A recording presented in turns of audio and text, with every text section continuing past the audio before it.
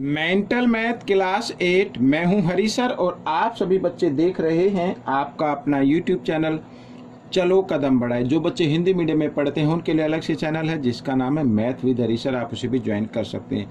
तो आज हम करने वाले हैं बच्चों चैप्टर नंबर 7 कंपेयरिंग क्वांटिटीज का नेक्स्ट पार्ट। आइए करना शुरू करते हैं। आपको क्या करना है, वीडियो को देखना है, देखकर आप होमवर्क तो पूरा करेंगे ही, साथ ही आपको प्रैक्टिस भी करनी है। आइए करना शुरू करते हैं। क्या कहता है क्वेश्चन नंबर 34।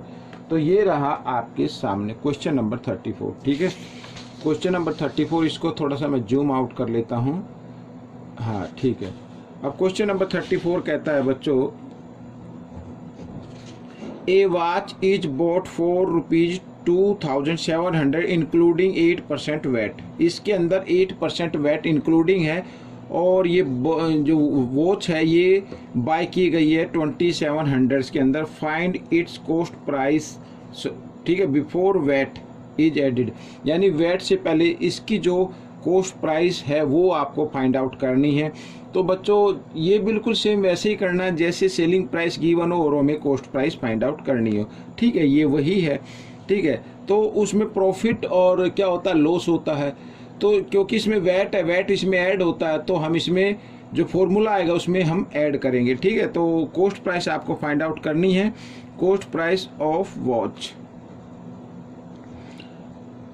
तो ये फॉर्मूला मैं लिख देता हूं बच्चों, इक्वल, ठीक है, ऊपर आएगा सेलिंग प्राइस इंटू 100, ठीक है, और नीचे क्या होगा 100 प्लस वैट। वैट ये क्या टैक्स ऐड होता है ना, तो इसलिए हमने ये कर दिया है। सेलिंग प्राइस है 2700 इंटू 100 और 100 प्लस वैट। वैट कितना 8। ठीक है, इस तरीके से आइए इधर कर लेते हैं। तो 2700 इंटू 100, ठीक है, और 108। ठीक है, 9 की टेबल आती है तो 9 से आप इसको कर सकते हैं। 27 की आती है तो 27 से भी कर सकते हैं। 27 1 जा 27 और 20 इधर आ जाएंगी और ये आ जाएगा 27 4 जा पे आ जाएगा बच्चों। ठीक है, और 4 से हम इसको डिवाइड करते हैं, 4 1 जा 4 और इधर ये 25 पे डिवाइड हो जाएगा। तो 25 इंटू 1 कितना आ गया, 25 1 जा 25। ठीक है, और ये आ गए पीछे 20 तो 20 लगा देनी है। ये आ गई बच्चों कॉस्ट प्राइस आ गई। ठीक है, वैट से पहले जो वॉच है उसकी कॉस्ट प्राइस है 2500। ये क्वेश्चन आपका सॉल्व हो गया। ठीक है, नेक्स्ट क्वेश्चन क्या कहता है, देखो क्वेश्चन में question number 35, an article was sold for rupees 93। ठीक है, 93 की आर्टिकल सोल्ड की गई है after a discount of 23.75। Find its mark price. Mark price find out करनी तो बिल्कुल इजी है बच्चों, बिल्कुल इजी है भाई। इसने इसमें क्या किया गया है, इसमें डिस्काउंट कर दिया गया है, तो मार्क प्राइस क्या होगी, तो बिल्कुल इजी है बच्चों। मैं सीधा लिख देता हूँ मार्क प्राइस। ठीक है, मार्क प्राइस, तो मार्क प्राइस क्या होगी बच्चों, जो सेलिंग प्राइस है ये, ठीक है, और प्लस में डिस्काउंट इसमें ऐड कर देना है आपको, क्योंकि ये तो रुपीज में गिवन है, परसेंट में होता तो हम दूसरे तरीके से करते। तो सेलिंग प्राइस है 93 और प्लस 23.75। ठीक है, ये डिस्काउंट किया गया है। आइए तो ऐड कर दें तो 0.75 तो इधर आएगा, 3 और 3 6, 9 और 2 11। तो ये बच्चों मार्क प्राइस आ गई। ठीक है, अब इस मार्क प्राइस पे 23.75 का क्या किया गया है, डिस्काउंट गिवन है, तब 93 की उसको सेल की गई है। तो ये आपका आंसर आ गया बच्चों। ठीक है, मार्क प्राइस आ गई है। आइए करते हैं क्वेश्चन नंबर 36। क्या कहता है, देखो, Aman sells 500 mangoes at the cost price of 550 mangoes. Find, ठीक है, फाइंड द गेन परसेंट। तो गेन परसेंट, अब इसमें बच्चों अगर हम देखें गेन परसेंट इसमें फाइंड आउट करना है। ठीक है, इसमें रुपीज वगैरह कुछ नहीं है, तो आपको कैसे करना है, देखो यहाँ पर लिखा Aman sell 500 mangoes at the cost of price of 550 mango. ठीक है, अब यहाँ पर कॉस्ट प्राइस हम फाइंड आउट करेंगे। लेट कर लेते हैं, लेट कॉस्ट CP लगा लो, let C cost price of 1 mango. ठीक है, 1 मैंगो की कॉस्ट प्राइस क्या होगी, हम इसमें मान लेते हैं इक्वल टू 1 रुपीज़ मान लेते हैं। ठीक है, 1 रुपीज़ मान लेते हैं। कॉस्ट प्राइस ऑफ 500 मैंगो की कितनी हो जाएगी, मैंगोज की, तो 1 की 1 है तो 500 की क्या होगी, 500 होगी। ठीक है, इस तरीके से लिख लीजिए, ये आ गया। और कॉस्ट प्राइस ऑफ 550 मैंगोज़ की क्या हो जाएगी, ठीक है, तो इसकी भी हो जाएगी 550 रुपीज़ मैंगोज़। अब इसमें लिखा हुआ है, ठीक है, 500 मैंगोज़ जो सेल किए हैं उसने, ठीक है। अब यहाँ पर कॉस्ट प्राइस तो ये रही ना, क्या है, हाँ ये रही कॉस्ट प्राइस, ठीक है। तो मैं यहाँ पर लिख देता हूँ एक बार फिर, cost price of 500 mangoes equal to ₹500, ठीक है, ये आ गया। और अब सेलिंग प्राइस गिवन है, सेलिंग प्राइस ऑफ 500 मैंगोज तो कितनी है, the cost price of 550 mangoes, जो कॉस्ट प्राइस है 550 मैंगोज की, तो कॉस्ट प्राइस कितनी है, 550 है, तो इधर लिख देते हैं 550, ठीक है। इस तरीके से भाई रुपीज़ हमने ये लिख लिया, मान लिया है। अब 500 मैंगो 500 में ख़रीदे और 500 मैंगो 550 में बेच दिए, तो उससे प्रॉफिट हो गया ना 50 रुपीज़ का, क्या हो गया, प्रॉफिट हो गया 50 रुपीज़ का, ठीक है, 50 रुपीज़ का प्रॉफिट हो गया, सॉरी 50 रुपीज़, ओनली 50 रुपीज़, ठीक है, 50 है ये। तो हमें गेन परसेंट फाइंड आउट करना है, या प्रॉफिट परसेंट या गेन परसेंट, दोनों का मतलब एक ही होता है, ठीक है। तो कैसे करेंगे, तो प्रॉफिट आएगा ऊपर बच्चों, प्रॉफिट क्या आएगा, ऊपर आएगा, और सेलिंग प्राइस, ठीक है, सेलिंग प्राइस क्या है बच्चों, वो लिखना है आपको नीचे, ठीक है। क्योंकि इस तरीके के क्वेश्चन जो होते हैं, इस तरीके के जो क्वेश्चन होते हैं वो होते हैं बच्चों जिसमें रुपीज़ फाइंड नहीं, रुपीज़ वगैरह नहीं दिया जाता, ठीक है, केवल आर्टिकल्स होते हैं। तो उसका जो हम गेन परसेंट निकाले या लॉस परसेंट निकाले, ठीक है, वो हम क्या करते हैं, हम उसको एसपी से निकालते हैं। अगर रुपीज़ होता तो कॉस्ट प्राइस लिख देते हैं, profit by cost price into 100, ठीक है। अब इसमें नहीं है तो हम इसमें क्या करेंगे, अब हम तो सेलिंग प्राइस लिख देंगे। इसमें लिखा ना, अमन सेल्स 500 मैंगोज, 500 मैंगोज उसने सेल किए हैं, ठीक है। तो यहाँ पर मैं लिख देता हूँ बच्चों 500, ठीक है, इस तरीके से, और इंटू कर देते हैं 100, ठीक, इस तरीके से आपको ये करना है। तो 20 से 20 कैंसिल कर देने, 5 से 5 1 5 और 0, तो 10% उससे क्या हो जाएगा बच्चों, प्रॉफिट हो जाएगा, ठीक है। 10% क्या हो गया, प्रॉफिट हो गया। ये क्वेश्चन आपका सोल्व हो गया। आइए करते हैं क्वेश्चन नंबर 37। ये क्वेश्चन भी कुछ इसी तरीके से है, ठीक है। आपको ज़्यादा कुछ नहीं करना है, आपको इसको पहले तो केयरफुली रीड करना है।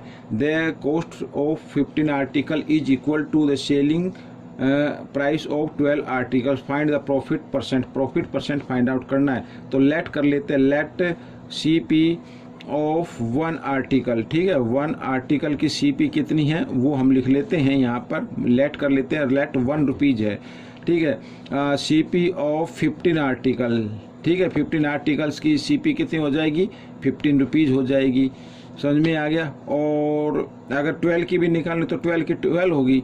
अब इसमें लिखा है, इसमें लिखा है, क्या लिखा है, the cost of 15 article is equal the selling price of 12 articles, ठीक है। यहाँ पर मैं लिख लेता हूँ कॉस्ट ऑफ 12 आर्टिकल्स, ठीक है। तो आर्टिकल्स की कितनी होगी, 12 आर्टिकल्स, ठीक है। अब इसमें लिखा है सेलिंग प्राइस, ठीक है।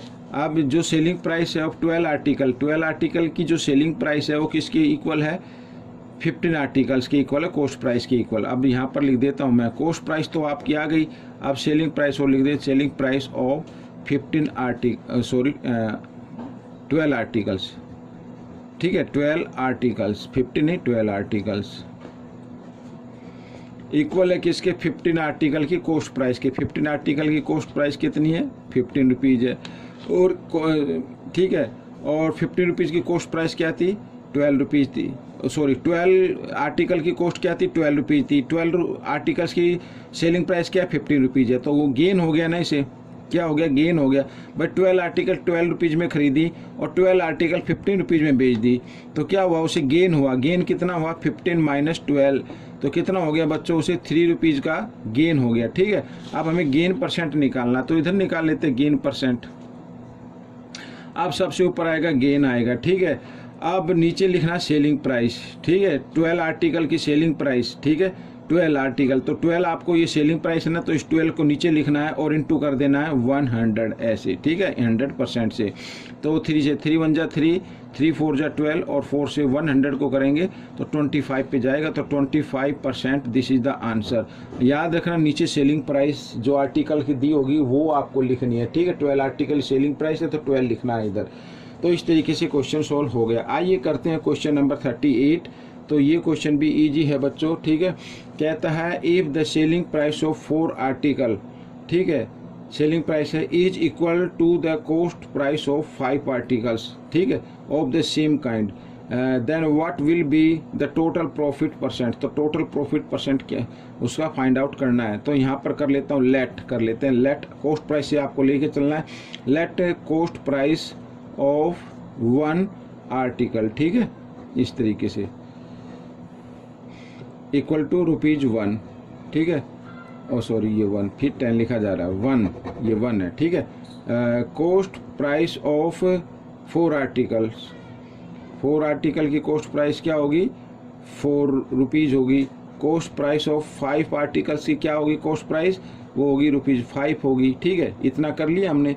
अब क्वेश्चन कहता है if selling price of 4 articles, अब यहाँ पर लिख देता हूँ सेलिंग प्राइस ऑफ 4 आर्टिकल्स, ठीक है। तो सेलिंग प्राइस ऑफ 4 आर्टिकल्स किसकी इक्वल है, the cost price of 5 articles. Cost price of 5 article कितनी है, ₹5 है, तो यहाँ पे 5 आ जाएगा। अब बच्चों 4 आर्टिकल उसने परचेज किए ₹4 की और 4 आर्टिकल सेलिंग कर दिए ₹5 की, तो उसे क्या हुआ, प्रॉफिट ही हो गया ना, प्रॉफिट हो गया।